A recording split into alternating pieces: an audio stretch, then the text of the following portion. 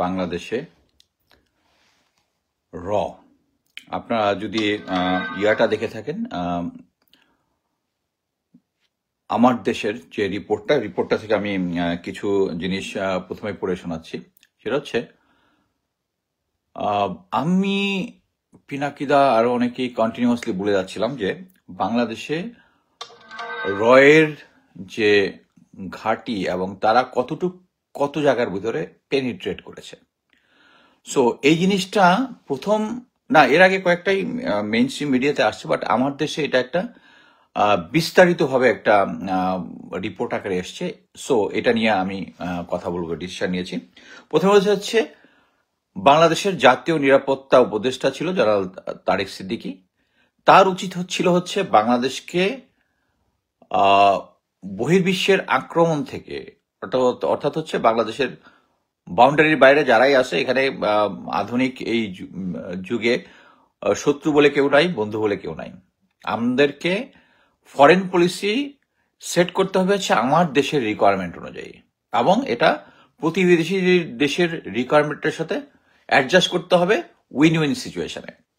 So প্রথমেই হচ্ছে general Tarique Siddiqui যেটা করেছে সেটা হচ্ছে আমাদের ভিতরে রিপোর্টের মূল থিমটা ছিল হচ্ছে যে ডিজিএফআই এর ভিতরে র এর একটা 2টা ফ্লোর জুড়ে তারা রয়ের অফিস বানিয়েছিল, এবং ওখান থেকেই ভার্চুয়ালি তারা বাংলাদেশকে কন্ট্রোল করতো বিভিন্নভাবে। এবং তারা বাংলাদেশের বিভিন্ন জায়গাতে, আপনি এই জিনিসটা বুঝতে হলে এই জন্য আমি প্রথমে বলেছিলাম আপনারা বাংলাদেশে র বইটা যদি পড়েন, দেয়ার আর লট অফ বুকস। আপনারা যদি আরো ডিটেলস বুঝতে চান, একটা হচ্ছে বি রামনের একটা বই আছে, কাউ বয়েজ অফ র, সম্ভবত কাউ বয়েজ হচ্ছে আর.এন. কাউয়ের বয়েজ, মানে রয়ের যারা 1960 ওই র যখন তৈরি হয় তখন তার হেড ছিল হচ্ছে আর.এন. Cow. He was a serious man. I have a lot of respect for him. He got a lot of respect from intelligence community. যদিও পুলিশ ব্যাকগ্রাউন্ডে ছিল, বাট হি ওয়াজ ফেনোমেনল। বাট এবং র তৈরি হয়েছে 1968-এ, এবং 3 বছরের মধ্যে তাদের মেইন এইম যেটা ছিল পাকিস্তানকে ভাগ করা, তারা ভাগ করতে সফল হয়েছিল। 4 বছরের মধ্যে তারা ওই যে আমরা যেটা বলি লেন্দুব দর্জি, সিকিমকে তারা নিয়ে নিয়েছে। এবং তার যতগুলো প্রিন্সলি স্টেট আছে, তারা 1947-এ যখন দেশটা ভাগ হলো, তার ভিতরে যে কাশ্মীর, জুনগড়, আজকে যদি পিনাকিদার ভিডিওটা দেখেন আরো ক্লিয়ার হয়ে যাবেন। সো এগুলোর মধ্যে তাদের মেইন এইমটাই ছিল যে তাদের বাংলাদেশের ভিতরে যারা আছে, বাংলাদেশটাকে তাদের নিজের করে নিয়ে যেতে চেয়েছিল। কিন্তু যেহেতু এখানে প্যাট্রিয়টিক লোকজন ছিল, শুধু আওয়ামী লীগ ছিল না, সেই জন্য তারা এটা পারেনি। কিন্তু তারা কন্টিনিউয়াস, এবং এই শেখ হাসিনার গত 16 বছরে তারা একদম সবকিছু নিয়ে নিয়েছিল। সো এখানে আমি জিনিসটা বোঝার জন্য, মানে আপনারা যদি আচ্ছা, প্রথমে আমি যেটা করি যে আমার দেশের রিপোর্টটা বলি। সেখানে বলেছিল যে তারেক সিদ্দিকী নিরাপত্তা হিসাবে কাজটা করেছিল উল্টা, তারা বাংলাদেশকে ইন্ডিয়ার হাতে তুলে দিয়েছিল। তার একটা টিম ছিল, টিমের মধ্যে কারা কারা ছিল?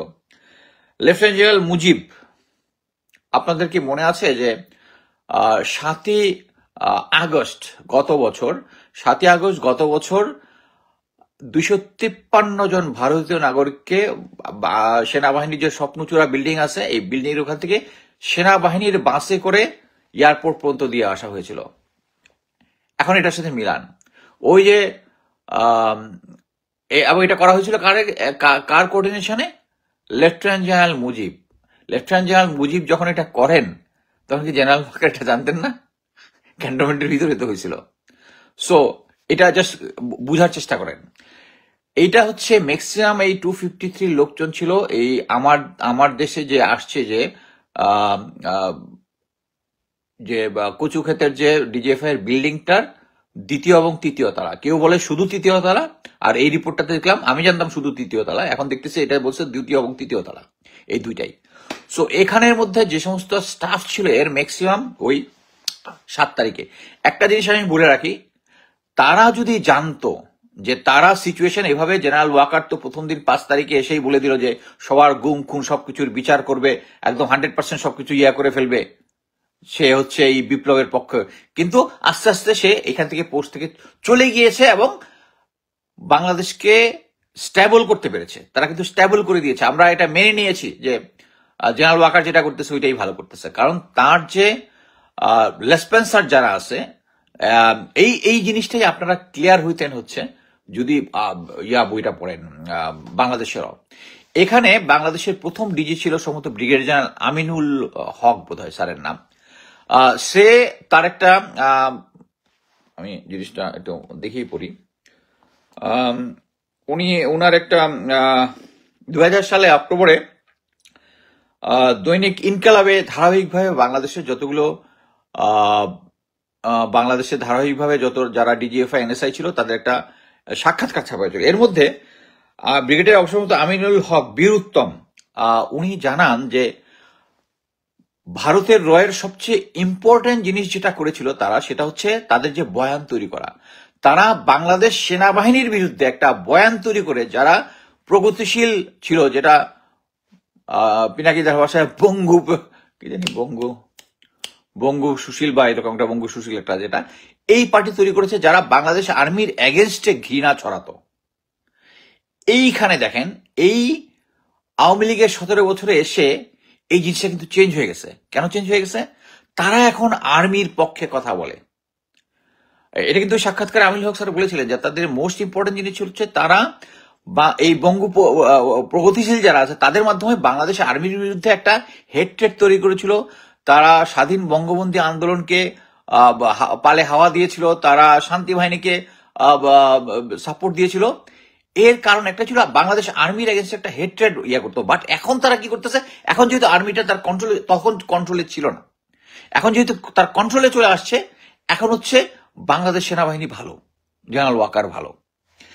এখন আরেকটা জিনিস আপনাকে প্রথমে আরেকটা জিনিস, আপনারা সবাই জানেন সাবেক GD major general M A Matin, যিনি তত্ত্বাবধায়ক সরকারও ছিলেন এবং দুর্নীতি দমন কমিশনের মহাপরিচালক ছিলেন, উনি যে কথাটা বলেছে, র সর্বপ্রথম অনুপ্রবেশ করেছে সংস্কৃতির মায়াবী পথ ধরে, তারপর ক্রমশ শাখা প্রশাখা বিস্তার করছে শিক্ষাঙ্গন, কালক্রমে তার ব্যাপ্তি ও প্রসার ঘটেছে আমাদের রাজনৈতিক অর্থনৈতিক অঙ্গনে। তার মানে বুঝতে পারছেন? এবং এই যে বয়ানটা তারা তৈরি করে, এর মধ্যে আরেকটা ইম্পর্টেন্ট জিনিস আছে। এই যে সাংস্কৃতিক অঙ্গন বললাম না, কোন 1991 সালের দিকে বাংলাদেশের দায়িত্বপ্রাপ্ত কর্মকর্তা ছিল মিস্টার মহাপাত্র দূতাবাসে। তার ওয়াইফ ছিল, নাচ টাচ বিভিন্ন সময় করতো এবং তার ওয়াইফও ওই লাইনে ট্রেন ছিল। তারা এসে সংস্কৃতি, তখন বিএনপির সময় ছিল, সাংস্কৃতিক অঙ্গনে তাদেরকে ইনফ্লুয়েন্স করত। এবং বাংলাদেশের এখন যে সাংস্কৃতিক অঙ্গন যেটা আছে, এটা আপনারা জানেন যে তাদের 100%, অলমোস্ট 99.99% হচ্ছে সেই বঙ্গু প্রগতিশীল। তারা এখনো জয় বাংলা, চুপে চাপে জয় বাংলার স্লোগান দেয়। রোকেয়া প্রাচিত 32 নম্বরের সামনেই চলে গিয়েছিল যখন 32 নম্বর ভাঙা হয়। সো এখানে তারা যেটা মেইনলি কাজ করে, এই যে আমরা জানলাম যে 7ই আগস্ট রয়ের এজেন্টরা চলে গেছে, আমরা এখন জানি ঢাকা ক্যান্টনমেন্টের ভিতরে তাদের অফিস ছিল, এনএসআই এর একটা অফিস ছিল, যেটা বনানীতে একটা অফিস ছিল, হোটেল লেকশোরে একটা অফিস ছিল, যে এই রিপোর্ট অনুযায়ী। কিন্তু তারপরে আমরা একটা পার্টি যারা আছি, তারা এখন ওই যে তারা বয়ান তৈরি করেছে, তাদের যে সুশীল সমাজ যেটা আছে, তারা বয়ান তৈরি করেছে। এবং দেখেন এখানে কিন্তু একটা ক্লিয়ারলি বলেছে যে বনানীতে এবং লেকশোরে যে অফিসটা ছিল, এটাতে বাংলাদেশ রিটায়ার্ড মিলিটারি অফিসার যারা আছে তাদের একটা গ্রুপ এখানে কাজ করতো এবং তারা এখনো কাজ করে যাচ্ছে। এই রিটায়ার্ড অফিসার গ্রুপটাকে কিভাবে কন্ট্রোল করে, সেটা হচ্ছে আমরা সবাই জানি, প্রফেসর কলিমুল্লাহ সবাইকে পিএইচডি দেয়। প্রফেসর কলিমুল্লাহ যেটা করে, এই কলিমুল্লাহদেরকে সহ অন্যান্যদেরকে তৈরি করেছে। এই যে প্রথম আলো থেকে শুরু করে, আপনারা যদি এই আগের যে ডিজি যারা ছিল তাদের এই বই, তাদের বয়ানগুলা পড়েন, তার ইয়াগুলা পড়েন, তার বইটা পড়েন, তাহলে আপনি ক্লিয়ার বুঝে যাবেন যে প্রফেসর কলিমুল্লাহর মতো লোকজনকে।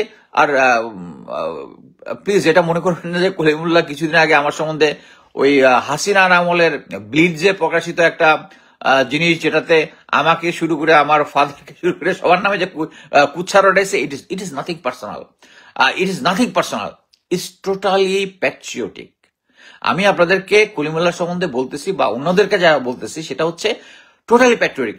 আমাদের কাছে এখন প্রফেসর কি জেনারেল ওয়াকারের বয়ানগুলা, জেনারেল ওয়াকারের কার্যক্রমগুলা, সে যখন এখন নব্য কি সুশীল আওয়ামী লীগকে আনতে চায়, যখন আওয়ামী লীগ নিষিদ্ধ ঘোষণা করতে, তখন আমরা মেনে নেওয়ার চেষ্টা করতেছি। কি জন্য? কারণ ওই সুশীল পার্টি আপনাকে বয়ান দিয়ে আপনাকে কনভিন্স করার চেষ্টা করতেছে যেটা হচ্ছে তা ঠিক হচ্ছে, জেনারেল ওয়াকার ঠিক কাজ করতেছে। আমার এগেনস্টে প্রচার হচ্ছে, আমার নিশ্চয়ই জেনারেল ওয়াকারের এগেনস্টে কোনো একটা পার্সোনাল গ্রাজ আছে। ভাই আমাকে বলবো, আপনাদেরকে দেখতে বলবো যে আমি অ্যাটলিস্ট 2বার, যখন উনাকে প্রথম সেনাপ্রধান অ্যাপয়েন্টমেন্ট দেওয়া হয় তার আগে আমি কনক সারার ভাইয়ের ইয়াতে আমি ক্লিয়ারলি উনার পক্ষে বলেছি, উনি এত ভালো মানুষ, উনি করেছে সেই করেছে। আমাদের কি এইম ছিল যে উনি অ্যাকচুয়ালি শেষ পর্যন্ত কোনো কঠিন রক্তপাত টাইপ কোনো কিছু না করেন, কিন্তু উনি করেছেন, উনি করেছেন।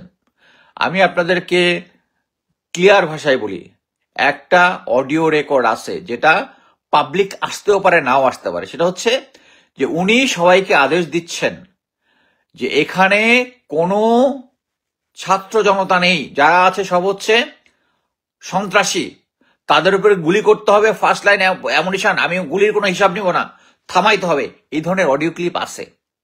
এটা আসলে আমি একটা জিনিস বলি, এটা যদি পাবলিকও হয়, এক পার্টি বলবে এটা ডিপ ফেক, এক পার্টি বলবে এটা ডিপ ফেক, এবং ওইটার পক্ষে বয়ান আরেকটা আসবে।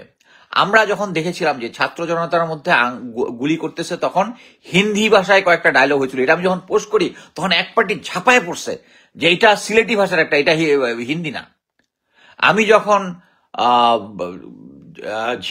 কি বলে জাহানাবাদ ক্যান্টনমেন্ট খুলনাতে 21 বা কতজন ভারতীয় এজেন্ট আছে এবং তারা riot control gear plus rubber bullet সহ আসে, তখন এক পার্টি একইভাবে ঝাঁপায় পড়ছিল। এর কয়েকদিন পরে সেনাবাহিনী আইএসপিআর থেকে বিবৃতি দিচ্ছিল এরকম।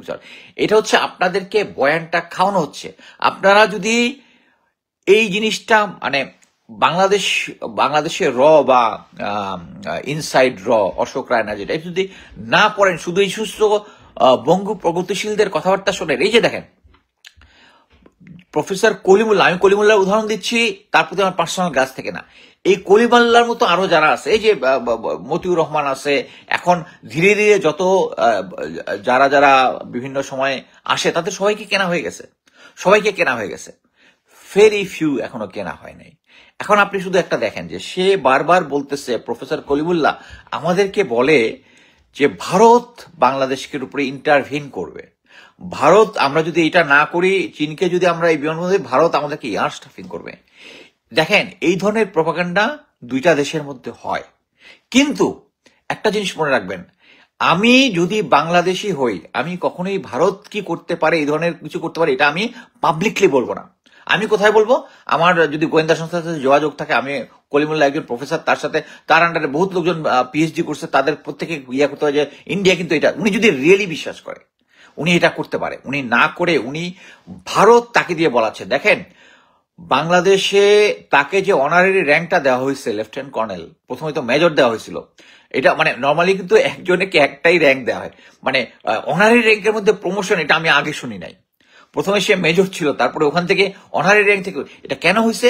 বিকজ সে বাংলাদেশের মিলিটারি নিয়ে কথা বলে, সে বাংলাদেশের মিলিটারির সাথে আস্তে আস্তে ক্লোজ হওয়ার চেষ্টা করছে। সে যখন বাংলাদেশে যখন রংপুরে একটা মিলিটারি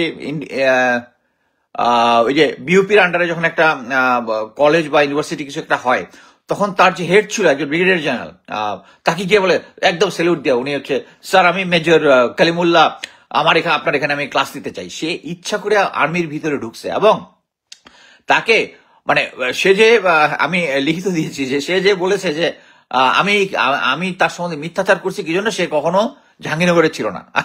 পরে আবার বলছে প্রেশনে ছিল, এটা স্বীকার করে নাই। বাট আমার কথা হচ্ছে তার এগেনস্টে কমপ্লেন তো এটা না যে আপনি কোথা থেকে করছেন, বাট আপনার আন্ডারে লোকজন পিএইচডি করতেছে, এইটা হচ্ছে আমার কমপ্লেন, এটাই হচ্ছে আমার কমপ্লেন, যে আমাদের সবার কমপ্লেন। তার এগেনস্টে সে উনি কোথায় করেছে? বিউপিতে তাকে নিয়ে গেছে তার স্কুল ফ্রেন্ডকে লেফটেন্যান্ট জেনারেল মামুন খালেদ, উনি নিজেও তার আন্ডারে পিএইচডি করেছেন। মোটা বেনজির তার পিএইচডি করেছেন, মোটা আজিজ, জেনারেল আজিজ তাকে করেছেন। এছাড়া অনেক মিলিটারি অফিসার যাদেরকে পিএইচডি র্যাঙ্ক দিছে হচ্ছে এই আওয়ামী কনসিডারেশনে, এবং এর মধ্যে আরো ওয়েস্টেজও আছে, অনেক লোকজনকে করাইছে যে এদেরকে পিএইচডি ডিগ্রি দিলে এরা বিভিন্ন সময় টক শোতে লঞ্চ করতে, কিন্তু তারা কথাবার্তা এফেক্টিভ ছিল না, তারা ওয়েস্টেজ। বাট এইভাবে পিএইচডির দেওয়া হচ্ছে, এবং প্রফেসর কলিমুল্লাহকে কেন দেওয়া হয়েছে লেফটেন্যান্ট কর্নেল র্যাঙ্কটা, মেজর দেওয়া হয়েছিল কিন্তু প্রথমে, তারপরে মানে অনারি র্যাঙ্কের মধ্যে প্রমোশন আমি শুনি নাই, আছে কিনা থাকতে পারে, বাট আমি শুনি নাই। সো ওখানে তাকে লেফটেন্যান্ট কর্নেল দেওয়া হয়েছে কারণ সে বাংলাদেশ আর্মি এইটা করতে পারে, ওইটা করতে পারে, এটা করলে ইন্ডিয়ান আর্মি ইন্টারভিন করবে, এই জিনিসটার ওয়েটেজ বাড়ানোর জন্য। এবং এই জিনিসটাই যে গত 16 বছরে এর আগের পর্যন্ত যারা ডিজি ছিল, বিভিন্ন জেনারেল মতি থেকে শুরু করে যারা মোহাম্মদ জান চৌধুরী, যারা ডিজি এনএসআই ডিজি ছিল, তারা এইটাই বলার চেষ্টা করছে যে তাদের মেইন জিনিসটা হচ্ছে বাংলাদেশের এগেনস্টে বয়ান তৈরি করার জন্য তারা এই যে ফিফথ কলামিস্ট বলে, এটাকে ফিফথ কলামিস্ট তারা তৈরি করেছে, এবং এদেরকে আমরা ফাইট করার মতো যথেষ্ট আমরা বয়ান তৈরি করতে পারতেছি না। বয়ান তৈরি করার মতো এখন যে স্ট্রং বয়ান তৈরি করতে হবে সেটা হচ্ছে পিনাকিদা, কিন্তু আমরা পিনাকিদার এখন তার পার্সোনাল জিনিসপত্র নিয়ে তার এখন মনে করেন যে আমি এখন কথাবার্তা বলি, আমার এবং সম্বন্ধে অনেকে কি বলে শেখ হাসিনার সময় অনেক কিছু ব্লিচ দিছে, আমার সম্বন্ধে অনেক কিছু মিথ্যা তথ্য দিছে, এগুলো হালে পানি পাই নাই। এখন মনে করেন আপনি একটা হালে পানি পাইলেন, মনে করেন যে আমার একটা ভিডিও অডিও কিছু একটা বাইর হয়েছে, but it does it mean that আমি এখন যে কথাটা বলতেছি যে ভারত আমাদেরকে ক্যাপচার করতেছি, it's wrong, it's not wrong. এখনকার যুগে ভারতের এগেনস্টে বাংলাদেশের প্যাট্রিয়টিক পিনাকিদা যত স্ট্রংলি বয়ান তৈরি করতে পারে, আপনারা কেউ করতে পারতেছেন না, আপনারা সিম্পলি কেউ করতে পারতেছে না। জেনারেল পিনাকিদা যেরকম ভাবে বয়ান তৈরি করতেছে ভারতীয় আগ্রাসনটা নিয়ে, আমরা জানি আমি তো সিঙ্গেল ম্যান, আমি এই যে আমি বলে দিছিলাম 10টার সময় আসতে পারবো, কিন্তু আসি নাই। আমার আজকে অ্যানুয়াল ছিল, ডক্টরের ছিল, ডক্টরের সাথে আমার ওয়াইফকে নিয়ে যেতে হয়েছে বিভিন্ন জায়গায়, ব্যাংকে যাইতে হয়েছে, বিভিন্ন ক্রাইসিস। আমি গত সপ্তাহে আমি কাজ করছি সিম্পলি 80 আওয়ার্স কাজ করে আমি এখানে টাইম দিচ্ছি। এটা কি জন্য? আমার প্যাট্রিয়টিক পয়েন্ট অফ ভিউ থেকে আমার দেশটাকে ভারত এভাবে কন্ট্রোল করবে এটা আমি দেখতে পারবো না। সো একটা জিনিস বুঝতে হবে আমাদেরকে, এই যে আমার দেশ যে রিপোর্টটা বের করেছে এটা আমাকে সিরিয়াসলি নিতে হবে। আমরা যে সমস্ত বয়ান ভারতীয় রেসপন্সাররা তৈরি করে তাদেরকে আমাকে থামাইতে হবে। আমি অ্যাকচুয়ালি যখন আমাকে প্রফেসর কলিমুল্লাহ আমার নামে যে কথাগুলো বলছে, তখন তার নামে আমি গুগলে সার্চ দিয়ে আমি অবাক যে তার সম্বন্ধে তো কিছু বলারই দরকার নাই।